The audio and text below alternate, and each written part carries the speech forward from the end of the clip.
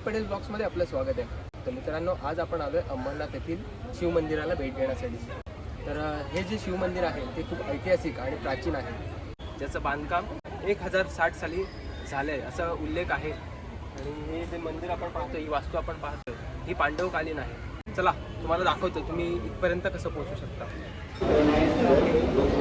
आपण आता अंबरनाथ स्टेशनला पोहोचलो आहे आणि अंबरनाथ स्टेशनवरनं आता आपण जाणार आहोत ऑटो रिक्षा करून मंदिराकडे. जर तुम्ही प्रायव्हेट व्हेकल वगैरे घेऊन आलात तर डायरेक्टली तुम्ही मंदिराकडे जाऊ शकता, आणि जर ट्रेनने आलात तर तुम्हाला अंबरनाथ स्टेशनपासून ऑटो रिक्षा करावी लागेल. असंच व्हिडिओसोबत जोडून राहा आणि हे व्हिडिओ पूर्ण बघा. आपण तुम्हाला संपूर्ण माहिती मी मंदिराची देण्याचा प्रयत्न करतो. अंबरनाथ स्टेशनच्या ईस्टला जर आपण उतरलात तर समोरच आपल्याला छत्रपती शिवाजी महाराजांचं चौक लागेल. समोरच छत्रपती शिवाजी महाराजांचं स्मारक आहे. इथून अंबरनाथ शिवमंदिर जे आहे ते 2 ते 3 किलोमीटर अंतरावर आहे. इकडनं आपण ऑटो पकडून जाऊया. काका, शिवमंदिराला जायचं आहे. शिवमंदिर जायचं आहे? हां, एक सीट आहे.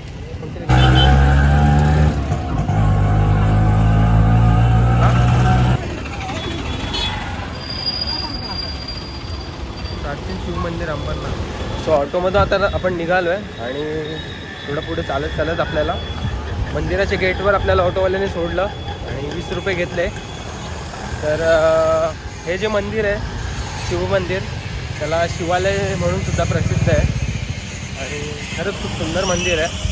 तुम्हाला मंदिराची पूर्ण माहिती आपल्या या व्हिडिओमध्ये मी ब्लॉगमध्ये दाखवण्याचा प्रयत्न करतो. मी असंच जोडून राहा आपल्या ब्लॉगमध्ये.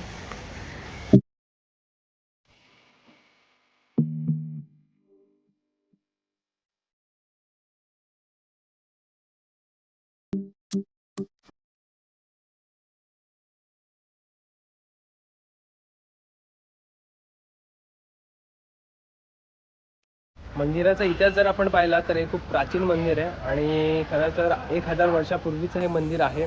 आणि महाराष्ट्रामध्ये असे अनेक मंदिरे आहेत जी परकीयांनी उद्ध्वस्त केली होती, पण अशी क्वचितच मंदिरं तुम्हाला बघायला मिळतील जे मंदिर अजूनही डौलाने उभे आहेत. खरं तर या मंदिराला भूमिक मंदिरसुद्धा म्हणून ओळखलं जातं, कारण हे मंदिराचं जर आपण पाहिलं तर हे जमिनीवर दगड रचून बांधण्यात आलेलं मंदिर आहे. आणि कोरीव काम जर आपण पाहिलं तर खरं तर खूप सुंदर कोरीव काम केलेले आहेत, सुंदर नक्षी काम केलेलं आहे. या मंदिरावर गरुडासन विष्णू, मंदिराची निर्मिती करणारा स्थापती, कपालधारी शिव, विवाहापूर्वीची पार्वती, शिव पार्वती विवाह सोहळा, चांडिका पार्वती, चामुंडा, नटराज, कालीमाता, महिषासूर मर्दिनी, गणेश नृत्यमूर्ती, नृसिंह अवताराची मूर्ती, गजासूर वधाची शिवमूर्ती अशा अत्यंत कुशलतेने आकृत्या कोरलेल्या आहेत. देशातील 12 शिवलिंगा इतकेच हे जुने मंदिर आहे. या मंदिराभोवतालची भिंत, समोरचा नदी मंडप कालावकात नष्ट झाला आहे. आणि असं एकमेव मंदिर आहे जिथे 2 नंदी बघायला मिळतात. मंदिराच्या प्रवेशद्वाराशी 2 नंदी आपल्याला बघायला मिळतात. दरवाजाच्या गणेशपट्टीवर शिव, सिंह आणि हत्ती अशा सुरेख आकृत्या कोरलेल्या आहेत. सभामंडप सर्व बाजूंनी बंद आहे. मंडपाच्या मध्यभागी 4 खांबांवर आधारलेले एक घुमटाकृती छत आहे. या छताच्या मध्यभागी झुंबर आहे. या घुमटाची रचना पाण्यात दगड फेकला की अनेक वलये उठावीत अशी आहे. मंडपाच्या खांबावर अत्यंत कोरीव अशा मूर्ती आहेत. या भिंतीवर एकूण 70 अशा प्रतिमा कोरल्या आहेत. मंदिराचा गाभारा हा सभामंडपापेक्षा थोडे खोलगट जागी आहे.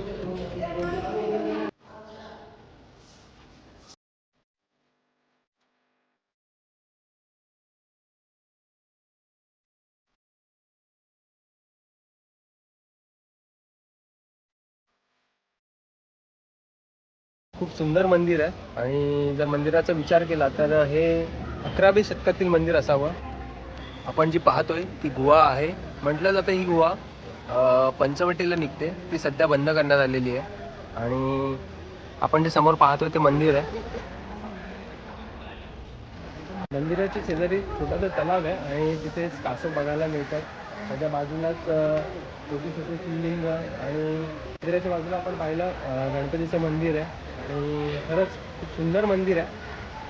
सो मंदिराची वास्तू आपण बघितली आहे आणि आपण इथे बघता जे पर्यटक आहेत त्यांना विचारूया. दादा तुझं नाव काय?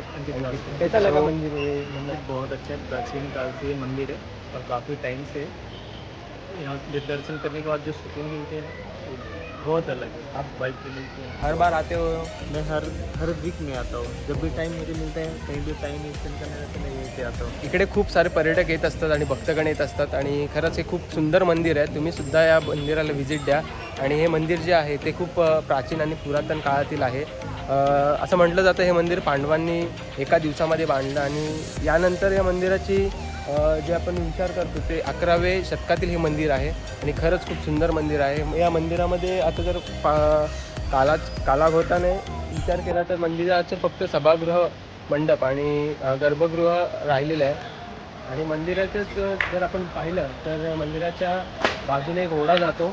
त्या ओढ्याला वालधुनी नदीचा ओढा म्हणून ओळखला जातो. आपण पाहू शकता एक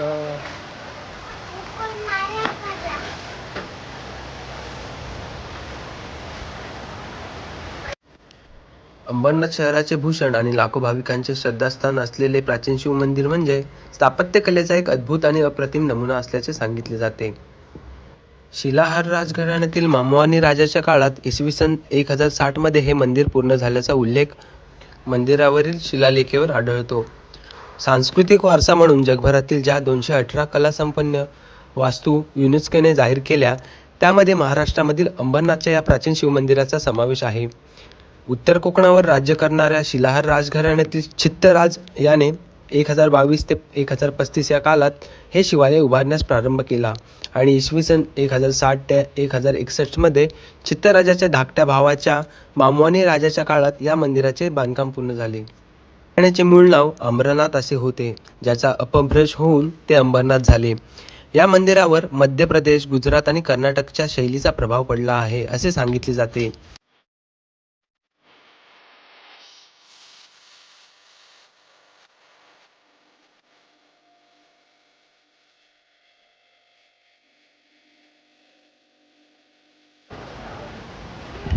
हे होतं अंबरनाथचं शिव मंदिर.